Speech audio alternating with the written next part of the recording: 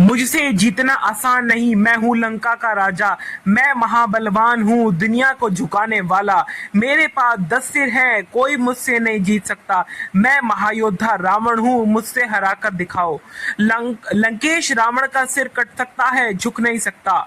मैंने अपने बाहुबल से वह शक्तियां प्राप्त की हैं, इसलिए मैंने उन पर अहंकार किया है। शक्ति का मत तो तुम्हारे देवता भी नहीं सहन कर सकते। रावण दर्द भी उसी गर्व के साथ भोगेगा जिस दर्द से उसने उन शक्तियों का भोग किया है। जीना अच्छी बात है, परंतु जो अपनी आन को बेचकर जीते हैं वे राव नाव की भांति की वो कोई उनका आदर नहीं करता। मृत्यु तो एक दिन अवश्य आनी है, परंतु जो कायर होते हैं वो मृत्यु के आने से पहले ही मर जाते हैं। जो जीवन के अंतिम दिन तक अपना मस्तक किसी के सामने झुकने ना दे, वो वीरों की भांति लड़ते हुए मर जाए। जो उसके जीने में भी शान है, उसके मरने में भी शान है। नमस्कार मित्रों, हमारा ये चैनल है खबर माइक। सब्सक्राइब करें, लाइक करें, शेयर करें और ऐसे ही और डायलॉग्स के लिए और ऐसी और न्यूज़ और लेटेस्ट अपडेट के लिए हमारे चैनल से जुड़ जाएं। एक सब्सक्राइब बटन में आपका कुछ नहीं जाता, एक सब्सक्राइब कर लीजिए प्लीज़। हर अमेरिका को अमेरिका भारत जो टैरिफ तनाव के बीच ट्रंप ने जो है आशा और शांति के संदेश के साथ दिवाली की शुभकामनाएं दी अमेरिका को। वहीं अगर बात करें, अमेरिका राष्ट्रपति डोनाल्ड ट्रंप ने सभी अमेरिका को दिवाली की शुभकामनाएं देते हुए कहा कि इस त्योहार के महत्व को अंधकार पर प्रकाश की विजय की याद दिलाने वालों के रूप में रेखांकित किया। और वहीं अगर अमेरिकी राष्ट्रपति डोनाल्ड ट्रंप ने सोमवार को दिवाली के त्योहार पर सभी अमेरिका को शुभकामनाएं देते हुए कहा कि बुराई पर प्रकाश की जीत और अंधकार पर प्रकाश की विजय का प्रतीक बताया। उन्होंने इस त्योहार को आत्मनिरीक्षण, सहोदय और पुनरुत्थान का समय बताया।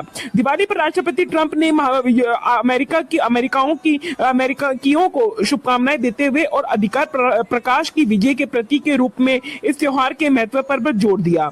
ट्रंप की शुभकामनाएं व्हाइट हाउस की वेबसाइट पर प्रकाशित हुई, जिनमें लिखा था कि आज में दिवाली रोशनी का त्योहार है और मनाने वाले प्रतीक अमेरिका को अपनी ओर से शुभकामनाएं भेज रहा हूं। कई अमेरिकियों के लिए दिवाली अंधकार पर प्रकाश की विजय एक शाश्वत अनुमारक है और यह परिवारों और दोस्तों को एक साथ लाकर समुदाय का जश्न मनाने और आशा से शक्ति प्राप्त करने और नवीकरण का स्थायी भावना को अपनाने का भी समय है। लाखों नागरिकों और दिए और लालटेन जलाते हैं और अब हम इस शाश्वत सत्य में आनंदित होते हैं कि अच्छाई की हमेशा बुराई पर विजय होती है। दिवाली मनाने वाले प्रत्येक अमेरिका के लिए ईश्वर करे कि यह उत्साह स्थायी शांति, समृद्धि, आशा, शांति लाए। और राष्ट्रपति ने आगे कहा कि दुनिया भर में लाखों भारतीय दिवाली मनाते हैं और जो अमेरिका में भी तेजी से लोकप्रिय हो रही है। इस साल ये 20 अक्टूबर को मनाई जा रही है और विजय के प्रतीक पर जो है दीपों का प्रज्वलन द्वारा दर्शाया जाता है। वहीं अगर हम बात करें, विशेष अवसर पर प्रधानमंत्री नरेंद्र मोदी ने देशवासियों को शुभकामनाएं देते हुए प्रार्थना की कि प्रकाश का त्योहार है, इससे सुख शांति और समृद्धि और सकारात्मक। सबसे पहले हम अगर बात करें, मोदी और ट्रंप के बीच नहीं हुई किसी भी प्रकार पर फोन पर बात। रूसी तेल पर अमेरिका राष्ट्रपति के दावे को भारत ने किया खारिज। यूएस राष्ट्रपति डोनाल्ड ट्रंप ने बुधवार को कहा था कि प्रधानमंत्री मोदी ने उन्हें आश्वस्त किया है कि भारत रूस से तेल खरीदने पर प्रतिबंध लगाएगा और हो सकता है प्रतिबंध लगाए। ट्रंप के इस दावे पर आज भारतीय विदेश मंत्रालय ने कहा कि भारत की ऊर्जा नीतियों उपभोक्ताओं के हित में है और भारत ने अमेरिका के राष्ट्रपति डोनाल्ड ट्रंप के दावे को खारिज कर दिया है। और ट्रंप ने दावा किया था कि प्रधानमंत्री नरेंद्र मोदी ने उनसे फोन पर बातचीत करी और उनसे कहा कि मैं तेल खरीदना बंद कर दूंगा के आश्वासन देता हूं।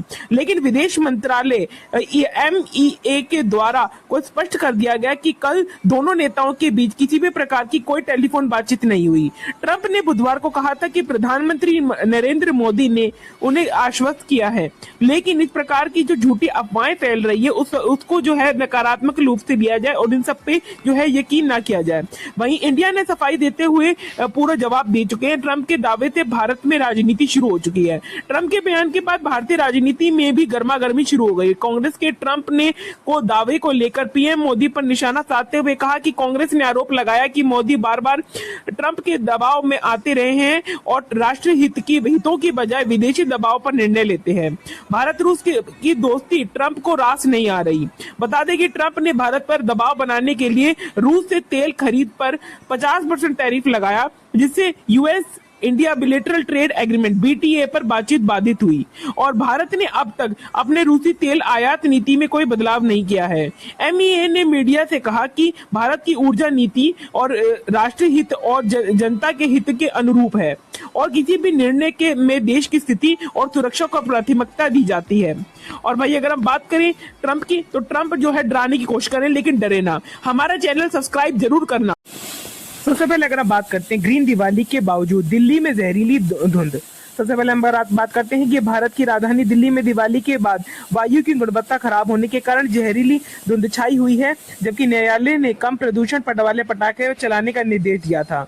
सिख और जैन समुदाय के लोग भी इस त्योहार के दौरान सोमवार देर रात तक आतिशबाजी करते रहे, जिससे अदालत के आदेश का उल्लंघन हुआ, जिसे सीमित समय के लिए केवल हरित आतिशबाजी का उपयोग करने का आदेश दिया गया था।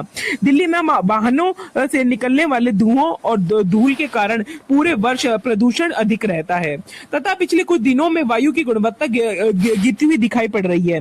मंगलवार को दिल्ली की वायु गुणवत्ता सूचकांक 360 डिग्री तक पहुंच गई थी, 2.5 के स्तर को मापता है और सूक्ष्म कण पदार्थ को जो फेफड़े को अवरुद्ध कर सकते हैं और कई बीमारों को कारण बन सकते हैं 101 और 200 के बीच के स्तर को मध्यम माने जाता है, जबकि 201 और 300 के बीच को स्तर को खराब माना जाता है। 301 और 400 के स्तर को बहुत ज्यादा खराब माना जाता है। वैश्विक स्वास्थ्य संगठन ने दिशा निर्देशों के अनुसार 24 घंटे की अवधि में PM 2.5 के संपर्क को 15 माइक्रोग्राम प्रति घन मीटर तक समर्पित किया जाने चाहिए, लेकिन दिल्ली के कुछ भागों में AQI अनुशासित स्तर से 24 गुना अधिक है। सर्दियों में शहर की प्रदूषण समस्या और भी बदतर होती जा रही है, क्योंकि पड़ोसी राज्यों के किसान पराली जलाते हैं और हवा की कम गति और प्रदूषण जैसे पटाखे से निकलने के कारण प्रदूषण निचले स्तरों पर फैलता जा रहा है और इसका फैलना।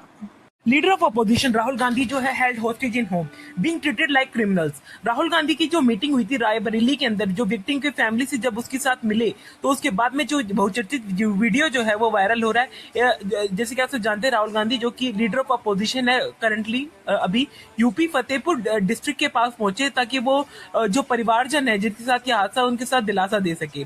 वाल्मीकि जो है मर गया था, वो स्ट्रिप्ड और बीटन विद बेल्ट, उसको जो है मारा गया था बेल्ट के द्वारा, मॉब किया गया था। 100 पीपल के who alleged mistook him and committing theft using drones।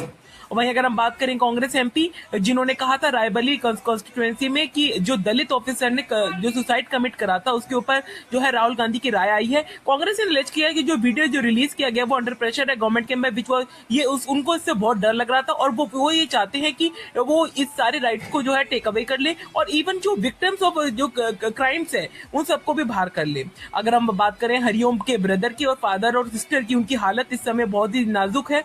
वहीं अगर बात करें शिवम मलिक जो उनका यंगर ब्रदर है हरिओम वाल्मीकि का, वो उसको जो है मार के जो है उनको जो है मार दिया। लेकिन अब जो है जो सरकार जब वहां पे गई और उनके असिस्टेंस और फाइनेंशियली को इन सबको देखते हुए जो उसके ब्रदर के हत्यारों को जो है जेल में डालने का आश्वासन दिया राहुल गांधी ने और कहा कि मैं कुछ भी कर जो भी आपके हत्यारे वगैरह हैं उन सबको मैं जेल में डलवाऊंगा। उन्होंने ये अश्योर किया कि जो दलित विक्टिम्स हैं वो कंट्री के अंदर जहां भी दलितों पर अत्याचार होगा कांग्रेस पार्टी मिलेगी और जहां भी मदद कर सकते हैं करेंगे और लड़ेंगे, क्योंकि हमारा लड़ना ही काम है, चाहे वो संविधान के विरुद्ध हो या किसी ऐसे लोक तानाशाही हम बिल्कुल नहीं चलने देंगे। और मनीष सिंघवी ने अलेज किया जो फैमिली स्टेटमेंट जो दी गई वो अंडर प्रेशर दी गई सरकार के द्वारा।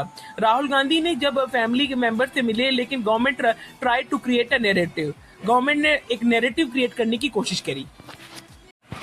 सबसे पहले अगर बात करें हाइड्रोजन बम तो बेकार निकला। वोट चोरी के आरोपों पर भाजपा ने राहुल तेजस्वी का उड़ाया मजाक। भाजपा आईटी सेल के हेड अमित मालविया ने तेजस्वी यादव और राहुल गांधी के ऊपर तंज कसा है और उन्होंने दोनों नेताओं का एक पैरोडी वीडियो साझा करते हुए लिखा कि इनकी वोट चोरी और वाला हाइड्रोजन बम तो बेकार निकला।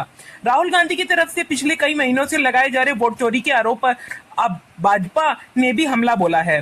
बिहार में जारी चुनाव माहौल के बीच भाजपा आईटी सेल के हेड अमित मालविया ने राहुल गांधी और तेजस्वी यादव के वोट चोरी के आरोपों को बेबुनियाद बताया। उन्होंने राहुल गांधी के हाइड्रोजन बम को भी बेकार बताया। सोशल मीडिया साइट एक्स पर एक पैरोडी वीडियो शेयर करते हुए मालवीय ने लिखा कि आंधी राहुल गांधी वोट चोरी का पर्दाफाश करने आए थे, लेकिन मीडिया के सामने खुद ही बेनकाब हो गए। हाइड्रोजन बम नहीं भाई, ये तो बेकार बम निकले। गौरतलब बात यह है कि राहुल गांधी ने कर्नाटक की एक सीट के कथित सबूत दिखाते हुए चुनाव आयोग और भाजपा के ऊपर वोट चोरी का आरोप लगाया था। उस समय पर उन्होंने कहा था कि सरकार और आयोग के लिए एक यह केवल हल्का बम है, इसके बाद वह हाइड्रोजन बम को लेकर आएंगे। और मालवीय द्वारा शेयर किए गए पैरोडी वीडियो में राहुल गांधी और तेजस्वी यादव, जिनके नाम बदले हुए हैं, वह एक प्रेस कॉन्फ्रेंस को संबोधित करते हुए दिखाई दे रहे हैं, जहां पर प्रेस कॉन्फ्रेंस में वोट चोरी और बिहार में कांग्रेस राजद के बीच कथित दरार और राजद सुप्रीमो लालू प्रसाद यादव पर जंगल राज के आरोप के बारे में सवाल पूछे जा रहे थे। गौरतलब बात यह है कि मालवीय का यह तंज बिहार विधानसभा चुनावों के बीच में आया। यहाँ पर विपक्षी महागठबंधनों में सीटों के बंटवारे को लेकर खींचतानी का माहौल चल रहा है। खींचतानी का माहौल इस प्रकार चल रहा है कि उनके जो सीट के बंटवारा है, सीट के बंटवारे पे कुछ जो नेता है वो राजी नहीं हो रहे, जिसमें लगभग 121 सीटें जो है शामिल है। आज ही बांकीपुर विधानसभा सीट में भाजपा उम्मीदवार नितिन नवीन ने गठबंधन पर निशाना साधते हुए लिखा। न्यायालय में एक शिकायत दायर कर गांधी के खिलाफ पिछले वर्ष अमेरिका में दिए गए एक बयान को लेकर एफआईआर दर्ज करने की मांग की गई थी। उत्तर प्रदेश के वाराणसी की एक अदालत ने सिख समुदाय के संबंध में भारत में धार्मिक स्वतंत्रता के बारे में की गई टिप्पणियों के संबंध में कांग्रेस नेता राहुल गांधी के खिलाफ प्रथम सूचना रिपोर्ट एफआईआर दर्ज कराने की मांग की थी। एक अर्जी को खारिज कर दिया गया है। मीडिया रिपोर्ट के अनुसार गांधी ने 9 सितंबर 2024 को संयुक्त राज्य अमेरिका यूएस में एक कार्यक्रम के दौरान एक सिख श्रोता को संबोधित करते हुए धार्मिक स्वतंत्रता के बारे में टिप्पणी की थी। और लड़ाई इस बात को लेकर हुई कि क्या उन्हें इस सिख के रूप में भारत में पगड़ी पहनने की अनुमति दी जाएगी या उन्हें कहीं और दिया जाएगा। सिख के रूप में भारत पर कड़ा पहनने की अनुमति दी जाएगी, क्या उन्हें एक सिख के रूप में गुरुद्वारे जाने की अनुमति दी जाएगी। लड़ाई उसी बात को लेकर हुई और सिर्फ उनके लिए नहीं बल्कि सभी धर्मों के लिए। हमारा मानना है कि हर राज्य, हर परंपरा और भाषा उतना ही महत्वपूर्ण है जितना कोई नहीं, गांधी ने कथित तौर पर कहा। और वहीं अगर बात करें, नगेश्वर मिश्रा नामक एक शिकायतकर्ता ने वाराणसी के एक मजिस्ट्रेट के पास जाकर उनके खिलाफ एफआईआर दर्ज कराने की मांग की। उन्होंने तर्क दिया कि यह बयान भड़काऊ था और इससे उद्देश्य लोगों को गांधी के राजनीतिक हितों को आगे बढ़ाने के लिए उकसाना था। 17 अक्टूबर को पारित आदेश में अतिरिक्त मुख्य न्यायिक मजिस्ट्रेट नीरज कुमार त्रिपाठी ने कहा कि केवल इस आशंका के आधार पर प्राथमिकता दर्ज नहीं की जा सकती कि कोई अपराध हो सकता है। अदालत ने पाया कि मिश्रा ने केवल यह आशंका व्यक्त की थी कि खालिस्तान समर्थक समूह भारत में हिंसा फैलाने के लिए इस बयान का दुरुपयोग कर सकते हैं। हालांकि शिकायतकर्ता अपने दबाव के समर्थन में कोई ठोस सबूत या घटना पेश नहीं कर पाए हैं या विफल हो पाए हैं।